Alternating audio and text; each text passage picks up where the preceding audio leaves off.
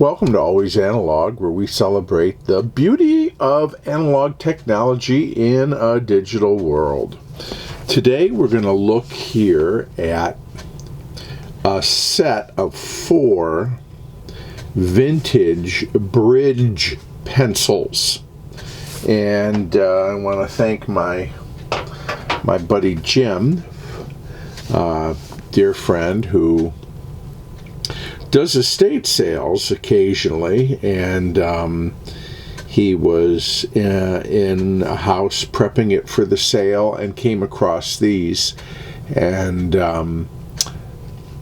I just thought these were so fun and so unique. Now, there was a time that bridge, which is a card game of 4 players, was quite popular here in the United States, really right through probably the 70s and maybe even into the 80s. I never played bridge. I sat in one time and didn't quite grasp the rules of the game. I would love to re-engage because I love to play cards. Card playing actually was quite a favorite pastime here in the United States, not so much anymore. Bridge, pinochle, canasta. Here in the Midwest we would play euchre. Lots of other card games. Gin, rummy, so many games you could play if you had a deck of playing cards. It was great fun. And they made pencils specifically for bridge. I have a few others, but some of the other bridge pencils I had are quite thin. They're very skinny pencils, and they don't have erasers either. So these were unique. I'm guessing these are just as they were because they are all the same length. They look like they were all pre-sharpened at the factory. And here they are. A 630 bridge pencil. You see here, let me come up a little closer and maybe focus in so you can actually see, is 630 Bridge Eagle Pencil Company. It has a patent there of March 22nd, 1927. These certainly aren't that old. I'm going to guess that these are probably from the 1950s. But you can see they're kind of a half pencil in terms of standard size. They're round. They're not thin like many other bridge pencils, but really what's so attractive about them is look at this ferrule. Look at that. It's got a big eraser on it, and it's got the entire suit of cards, one suit on each side, hearts, clubs, diamonds, spades. Isn't that great? Just love these pencils, and like I said, I've never seen anything quite like these, and this is just a lot of fun. And again, they are all identical. Generally in bridge, one person is keeping score, so perhaps these were sold in a 4-pack because they are a half pencil. Maybe, they already look where they are in the hand already. Thank goodness for this ferrule. If you took the ferrule off, you'd kind of get like a golf pencil. And again, this is just a great example of how there were pencils marketed and manufactured for all kinds of different activities or jobs or things like that. And so here's one really that was for bridge playing, or perhaps card playing in general, keeping score.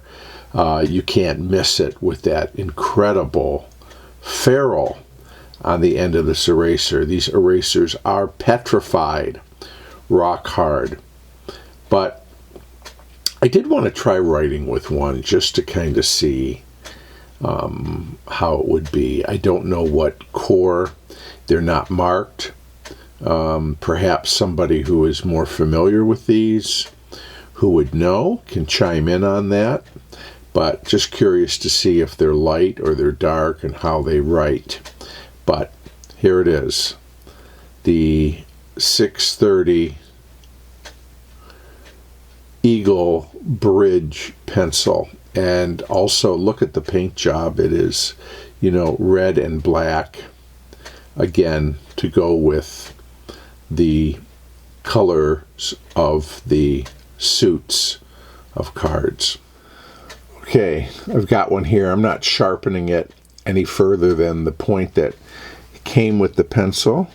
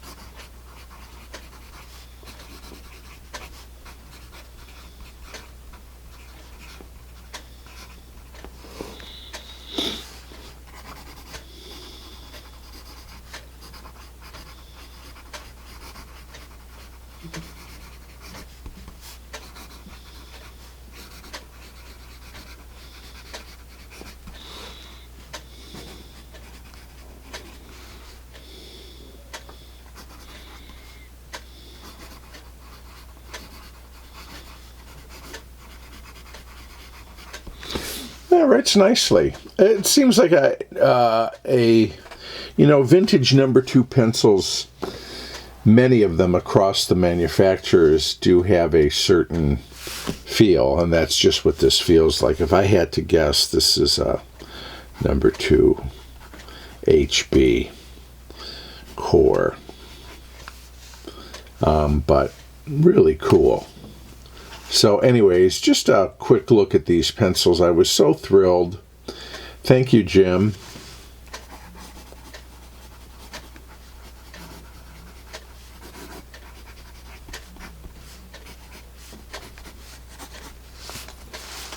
To get these.